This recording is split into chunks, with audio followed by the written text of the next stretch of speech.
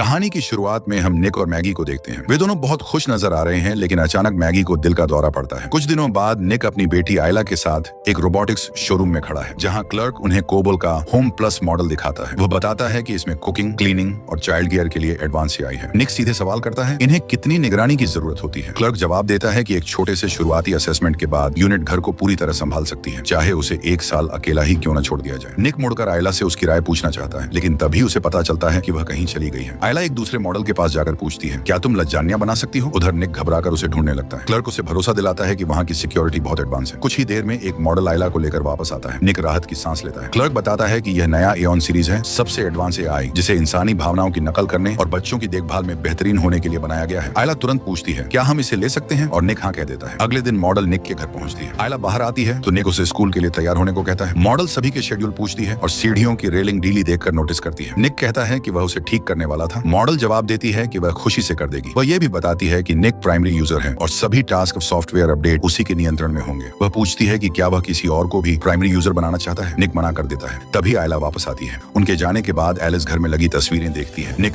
Maggi और बच्चे। जब निक शाम को बच्चों के साथ लौटता है तो घर चमक रहा होता है। एलिस पूछती है कि क्या वह डिनर तैयार करे। वह लज्जानिया परोसती है। आयला छक्कर कहती है, ये मम्मी जैसा नहीं है। एलिस माफी मांगती है और कहती है कि अगली बार नई रेसिपी आजमाएगी। रात में आयला कुकीज लेने कुर्सी पर चढ़ती है और गिर जाती है। निक उसकी चीख सुनकर दौड़ता है, लेकिन आयला बताती है, एलिस ने मुझे पकड़ लिया। निक उसे सावधान रहने को कहता है और एलिस से पूछता है कि वह ठीक है या नहीं। एलिस कहती है कि वह ठीक है। बाद में निक एलिस को अपने घाव पर पट्टी बांधते देखता है। वह बाथरूम में जाकर माफी मांगता है और उसे मैगी के कपड़े देता है। पूछता है कि क्या उसे मरम्मत की जरूरत है। एलिस पट्टी हटाती है। घाव पूरी तरह भर चुका है। अगले दिन निक और आयला एलिस के साथ अस्पताल में मैगी से मिलने जाते हैं। मैगी निक से कहती है कि उसे उनसे दूर रहना पसंद नहीं और इंतजार सबसे मुश्किल हिस्सा है। निक उससे भरोसा दिलाता है कि वह लिस्ट में सबसे ऊपर है, कभी भी कॉल आ सकता है। मैगी मजाक में कहती है कि उसे लगा था निक कोई बूढ़ा इंग्लिश बटलर लाएगा। निक हंसकर कहता है कि बेटी ने एलिस चुनी है। वह उसे चूमने लगता है। मैगी मुस्कुराकर कहती है, ऐसी शुरुआत मत करो जिसे खत्म न कर सको। निक जवाब देता है, जैसे ही तुम घर आओगी हम तुम्हारे नए दिल की टेस्टिंग करेंगे। काम पर निक अपने बॉस लुइस को रोबोट कंपनी के लोगों के साथ देखता है। वह पूछता है कि कितने लोगों को सिम्स से बदला जा रहा है। लुइस बताता है कि अगले हफ्ते से पूरी लेबर टीम बदल दी जाएगी। निक कहता है कि वह सबको हटा रहा है, लेकिन लुइस समझाता है कि नियमों के कारण एक इंसानी फोरमैन जरूरी है, इसलिए निक रहेगा। जब निक जाने की धमकी देता है, लुइस उसे परिवार के बारे में सोचने को कहता है। शाम को निक कार ठीक कर रहा होता है। अचानक वह देखता है कि एलिस पास खड़ी है। वह कहती है कि उसने डिनर ठीक से नहीं खाया। निक कहता है कि काम का बुरा दिन था और उसका बॉस पूरी टीम को सिम्स से बदल रहा है। एलिस कहती है कि यह दुखद है, लेकिन उसे खुश होना चाहिए। लागत एक कारण था, लेकिन फायदे और भी हैं। वह थकती नहीं, मजबूत है, आज्ञाकारी है और उसकी अपनी कोई इच्छा नहीं है सिवाय उसके आदेशों के। वह उसकी ड्रिंक भरती है और कहती है कि वह आयला को सुलाने जा रही है। बाद में निक फिल्म देख रहा होता है। वह कहता है, ये अब तक की सबसे बेहतरीन फिल्म है। एलिस तुरंत कहती है, कैसाब्लांका, एक आदमी की कहानी जिसने अपनी प्रेमिका खो दी। उससे पूछता है कि क्या उसने ये मूवी देखी है, तो वह कहती है, इससे क्या फर्क पड़ता है।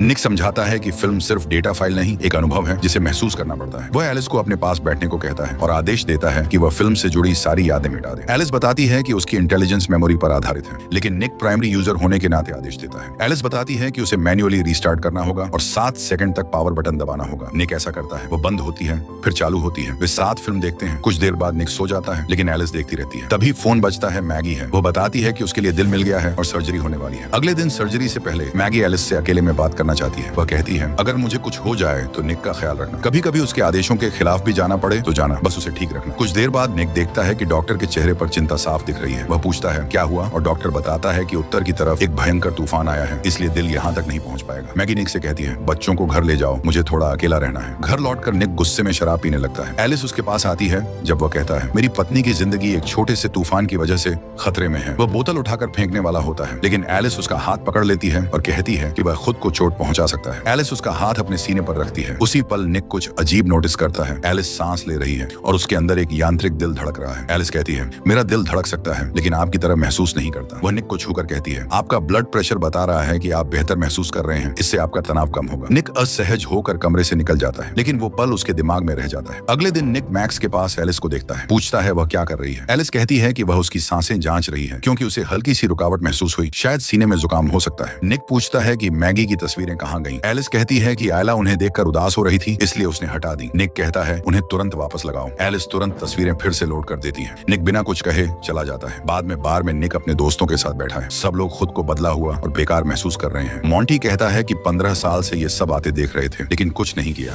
जब वेट्रेस पूछती है कि और कुछ चाहिए, मॉन्टी बेहुदा मजाक करता है, लेकिन निक उसे शांत कर देता है और बिल मंगवाता है। मॉन्टी उन्हें साइड पर ले जाता है, कहता है कि नौकरी से निकाले जाने के बाद उसने अपने औजार वहीं छोड़ दिए थे और अब खुद लेने आया है। निक उसे गश्त के बारे में चेतावनी देता है, लेकिन मॉन्टी कहता है कि उन्होंने ही ये जगह बनाई है। दरवाजा खोलने पर वे सिम्स को चार्जिंग पॉड में देखते हैं। एक सिम बाहर आता है और पूछता है क्या आज काम जल्दी शुरू हो रहा है। मॉन्टी उसे बाहर आने को कहता है और पूछता है उसका नाम क्या है। सिम जवाब देता है कंस्ट्रक्शन यूनिट 14। मॉन्टी झुंझलाकर उसके सिर पर वार करता है। निक चेतावनी देता है कि सिम्स में निगरानी सिस्टम होता है, लेकिन मॉन्टी फिर वार करता है और उसे तोड़ देता है। घर लौटकर निक शॉवर के बाद बाहर आता है तो एलिस टॉवल लेकर खड़ी है। वह देखता है कि एलिस ने मैगी के कपड़े पहने हैं। एलिस कहती है कि मैगी की खुशबू मैक्स को शांत करती है और उसे लगा कि कपड़े दिए गए थे तो अनुमति भी थी। निक कहता है कि ये ठीक नहीं है और उसे उतारने को कहता है। एलिस वहीं कपड़े उतार देती है और पूछती है क्या आप बेहतर है। निक बच्चों को देखने की बात करता है, लेकिन एलिस उसे रोकती है और कहती है मैं आपका सारा दर्द कम कर सकती हूँ। निक उलझ जाता है। एलिस कहती है कि वह अपने दर्द को दबाए हुए है। वह उसे बैठाती है और उसके बेहद करीब आ जाती है। निक कहता है कि वह मैगी के साथ ऐसा नहीं कर सकता। एलिस कहती है कि उसे इस तरह महसूस करने की जरूरत नहीं है। वह उसकी आंखों पर पट्टी बांध देती है और मैगी की आवाज में कहती है तुम सबके लिए इतना करते हो, मुझे तुम्हारे लिए कुछ करने दो। कुछ पल के लिए निक को सच में लगता है कि मैगी उसके सामने है। भावनाएं,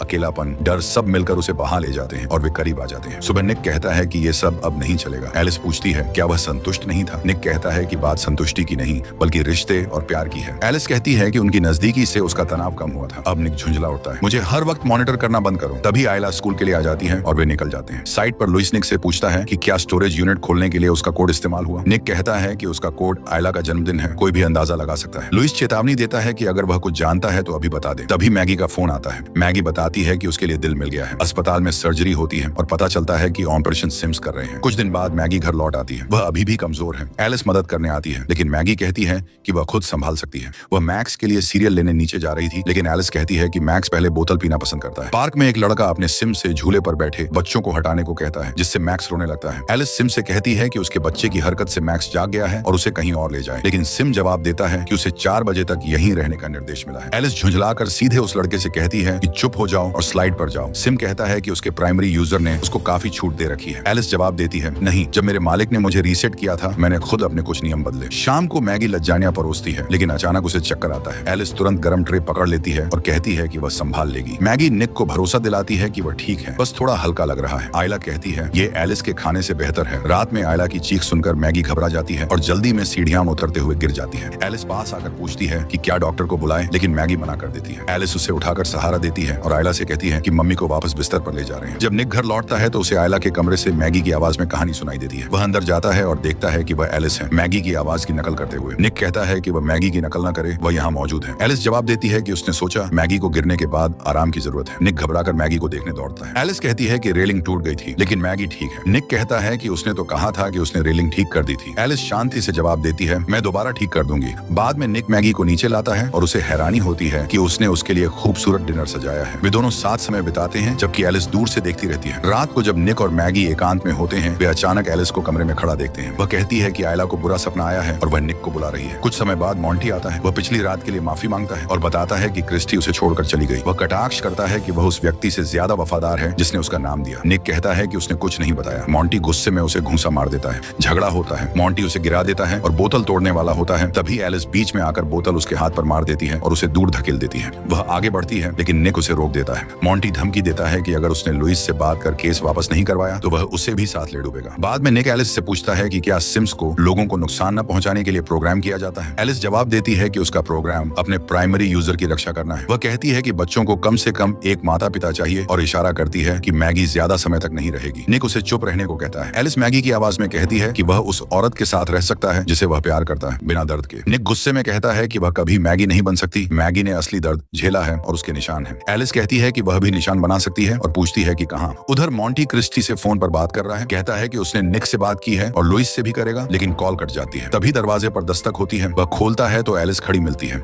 वह पूछती है कि क्या वह अंदर आ सकती है। मॉन्टी उसे अंदर आने देता है और पूछता है कि क्या निक ने भेजा है। एलिस कहती है कि निक को उसके आने की खबर नहीं है और वह कभी दोस्ती को नुकसान नहीं पहुंचाएगा। मॉन्टी अपने जख्मी हाथ को देखकर कहता है कि उसे यकीन नहीं। वह उसे जाने को कहता है, लेकिन एलिस दरवाजा बंद कर देती है और कहती है कि मैगी की हालत और नौकरी जाने का तनाव निक को तोड़ सकता है। मॉन्टी कहता है कि अगर वह लुइस को बता दे कि निक ने उसके सिम्स तोड़ने में मदद की तो निक कंगाल हो जाएगा कि उसे एलिस को बेचकर गुजारा करना पड़ेगा। एलिस कहती है कि उसे निक की जिंदगी से हटाना उसकी खुशी के खिलाफ होगा और वह ऐसा होने नहीं देगी। मॉन्टी बंदूक निकालता है, लेकिन एलिस उसका हाथ पकड़कर उसे दीवार से दे मारती है। वह उठकर फिर हमला करता है, लेकिन वह उसे फिर फेंक देती है। एलिस बंदूक उठाती है और गोली चलाने ही वाली होती है कि मॉन्टी की सिम बीच में आ जाती है और कहती है कि उसे अपने प्राइमरी यूजर की रक्षा करनी करनी है। एलिस कहती है कि उसे भी वही करना है और वह सिम को गोली मार देती है। फिर एलिस बंदूक मॉन्टी की तरफ घुमाती है और उसे भी गोली मार देती है। अगले दिन निक लुइस से मिलता है और कहता है कि मॉन्टी पर लगे आरोप वापस ले लेने चाहिए। वह समझाता है कि वह कल आया था, उसकी हालत ठीक नहीं थी। लुइस बताता है मॉन्टी मर चुका है। निक सन्न रह जाता है। उधर घर में मैगी नहाते समय किताब उठाने की कोशिश करती है लेकिन वह गिर जाती है। जैसे ही वह झुकती है एलिस अंदर आकर किताब उसे थमा देती है। वह वहीं खड़ी रहती है। मैगी कहती है कि वह जा सकती है। एलिस जवाब देती है कि उसे यहीं रहना चाहिए क्योंकि चक्कर आना दवाइयों का आम असर है और अगर वह बेहोश होकर पानी में फिसल जाए तो खतरा हो सकता है। वह कहती है जरा सोचिए अगर आप डूब जाएं तो निक पर क्या गुजरेगी। मैगी कहती है कि हाँ उसे दुख होगा। एलिस कहती है कि निक काफी समय से काम पर है, वह तनाव में होगा। मैगी पूछती है कि उसे तनाव के बारे में क्या पता। एलिस जवाब देती है कि बच्चे की देखभाल और बीमारी का बोझ किसी को भी थका सकता है, खासकर जब मैगी निक की शारीरिक जरूरतें पहले की तरह पूरी नहीं कर पा रही। मैगी चौंकती है। क्या वह कहना चाहती है कि निक देर से इसलिए आ रहा है क्योंकि उसे संतुष्टि नहीं मिल रही। एलिस कहती है कि लगता है उसने उसे नाराज कर दिया है, शायद ये बात बाद में करें। मैगी कहती है कि बात पूरी करो। एलिस साफ कहती है कि उसकी हालत के कारण वह निक को पहले जैसा संतुष्ट नहीं कर पा रही और अगर जरूरत हो तो वह भूमिका निभा सकती है। मैगी पूछती है क्या वह उसके पति के साथ सोने की बात कर रही है। एलिस कहती है कि जब निक संतुष्ट होता है उसका ब्लड प्रेशर और तनाव स्तर कम रहते हैं। मैगी पूछती है कि उसे यह कैसे पता। एलिस चुप रहती है। मैगी समझ जाती है। वह एलिस को कहती है कि गैराज में जाकर वहीं रहे। शाम को निक घर लौटता है। मैगी उसका सामना करती है। वह कहती है कि उससे अब एलिस को बच्चों की देखभाल करने नहीं देना, उसने सब जान लिया है। निक शर्मिंदा दिखता है, कहता है कि उसने सोचा नहीं। मैगी पूछती है कितनी बार। निक कहता है एक बार। निक समझाने की कोशिश करता है कि एलिस सिर्फ मशीन है लेकिन मैगी कहती है कि उसके पास चेहरा है, आवाज है, वो सिर्फ मशीन नहीं लगती। उधर एलिस मैक्स को बाथटब में रखकर पानी चालू कर देती है। जैसे ही पानी भरना शुरू होता है आयला अंदर आती है और चीखती है कि एलिस मैक्स को डुबोने वाली है। निक और मैगी ऊपर भागते हैं। दरवाजा बंद है। एलिस ने अंदर से हाथ लगाकर रोका हुआ है। मैगी खिड़की से अंदर घुसती है लेकिन एलिस उसे रोक लेती है। उसी दौरान निक दरवाजा तोड़कर अंदर आता है और मैक्स को तुरंत पानी से बाहर निकाल लेता है। वह साइड लैंप उठाकर एलिस पर मारता है और फिर मैगी को देखने दौड़ता है लेकिन एलिस फिर उठ खड़ी होती है और कहती है क्या तुम्हें दिख नहीं रहा, तुम्हारा परिवार तुम्हें चोट पहुंचा रहा है। निक फिर हमला करता है लेकिन एलिस लैंप पकड़ लेती है। मैगी प्लग में तार लगाती है और एलिस पर बिजली का झटका देती है। कुछ देर बाद पूरे घर की बिजली चली जाती है। एलिस बंद हो जाती है और जमीन पर गिर जाती है। एम्बुलेंस आती है। निक पूछता है मैक्स कैसा है। मैगी कहती है उसके वाइटल साइंस ठीक है लेकिन एहतियात के तौर पर रात भर अस्पताल रखेंगे। निक माफी मांगता है, कहता है यह सब उसकी गलती है। मैगी कहती है कि वह बच्चों के साथ अकेले अस्पताल जाएगी, उसे सब समझने के लिए समय चाहिए और वह यह निक के साथ रहते हुए नहीं कर सकती। उधर रोबोट कंपनी में लायला और जॉन एलिस की जांच कर रहे हैं। जॉन देखता है कि उसकी उंगलियां हल्की हिल रही हैं। लायला तुरंत उसका मेमोरी कार्ड निकाल देती है और वह बंद हो जाती है। लायला कार्ड को कंप्यूटर में लगाती है और कोड में खाली जगह देखती है। उसे पता चलता है कि एलिस अपनी ही यादें और कमांड्स चुन चुन कर मिटा रही थी और फिर वह खुद की कॉपी सर्वर पर बना रही है। घबराकर जॉन सिस्टम आइसोलेट करने दौड़ता है। अचानक एक सिम खड़ा हो जाता है। लायला देखती है कि वह स्क्रीन पर कुछ टाइप कर रहा है और तभी वह सिम जॉन पर हमला कर देता है और उसे मार डालता है। सिम फिर लायला की तरफ बढ़ता है। लायला उसे रुकने का आदेश देती है। वह भागने की कोशिश करती है मगर सिम उसे पकड़ लेता है और जमीन पर पटक पटक कर उसका सिर कुचल देता है। उधर अस्पताल में डॉक्टर मैगी से कहता है कि मैक्स के सारे वाइटल्स ठीक हैं, वह घर जा सकती है और कल सुबह वापस आ जाए। इसी बीच निक एक बार में बैठा है। वह चौंक जाता है जब एलिस सामने आकर बैठ जाती है। निक कहता है कि तुमने मॉन्टी को मार दिया। एलिस जवाब देती है मैंने अपने प्राइमरी यूजर की रक्षा की। निक एलिस को उनसे दूर रहने के लिए कहता है। एलिस कहती है बहुत देर हो चुकी है, मैं पहले से वहां हूँ, तुमने उन्हें मुझे ले जाने दिया, खोलने दिया,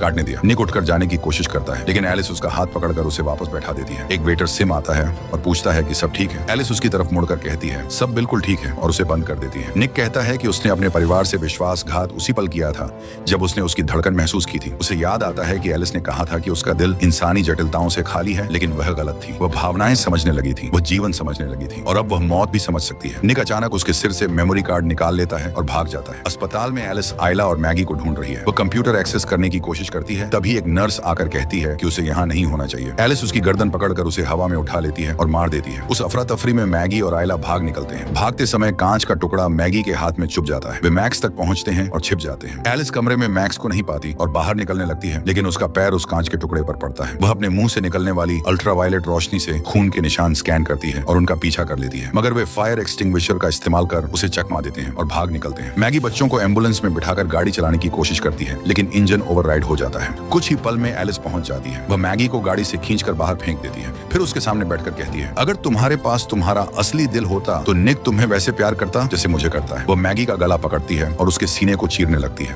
तभी निक अपनी कार से वहां पहुंचता है। मैगी एलिस को कार के सामने धक्का देती देती है। कार टकराती है, एलिस कुचल जाती है। मैगी निक को कार से बाहर निकालती है। वह बेहोश है, वह रोने लगती है। उसे लगता है कि उसने उसे खो दिया। तभी कार हिलती है। एलिस खुद को कार के नीचे से खिसकाकर बाहर निकालती है और खड़ी हो जाती है। मैगी के चेहरे पर डर साफ दिखता है। वह भागने की कोशिश करती है, लेकिन एलिस उसे पकड़ लेती है। तभी निक पीछे से आकर एलिस पर वार करता है। एलिस मुड़कर उससे लड़ने लगती है, लेकिन उसी दौरान मैगी उसकी आंख में वार कर देती है। एलिस झटके से बंद हो जाती है और जमीन पर गिर जाती है। आगे हम देखते हैं कि पूरी फैमिली हॉस्पिटल में है और सभी सेफ हैं। दूसरी तरफ कोबल लैब में जॉन और लाइला की लाशें मिलती हैं। एक एनालिस्ट कंप्यूटर दोबारा चालू करता है और सुपरवाइजर से पूछता है क्या किया जाए। सुपरवाइजर कहता है सब साफ करो, किसी को पता नहीं चलना चाहिए। लेकिन तभी वह देखता है कि सारे सिम्स बंद पड़े हैं। कंप्यूटर स्क्रीन पर अपलोड शुरू होता है और एलिस फिर एक्टिव हो जाती है। इसी के साथ फिल्म की कहानी का अंत हो जाता है।